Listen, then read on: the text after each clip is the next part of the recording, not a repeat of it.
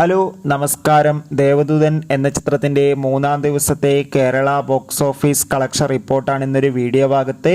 വീഡിയോയിലേക്ക് മുൻപ് video like ചെയ്യുക, ചാനൽ സബ്സ്ക്രൈബ് ചെയ്യുക. ഈ വരുന്ന ജൂലൈ ഓഗസ്റ്റ് മാസം ധാരാളം ചിത്രങ്ങൾ OTT റിലീസ് ചെയ്യാൻ പോവുകയാണ്. നമ്മുടെ ചാനൽ ഭാഗം പരിശോധിച്ചാൽ നിങ്ങൾക്ക് കാണാൻ വേണ്ടി സാധിക്കുന്നതായിരിക്കും. മോഹൻലാൽ, ജനാർദ്ദനൻ, മുരളി, ജഗദീഷ് എന്നൊക്കെ പ്രധാന കഥാപാത്രങ്ങളായി ജൂലൈ 26 റിലീസ് ചെയ്ത ചിത്രമായിരുന്നു ദേവദൂതൻ.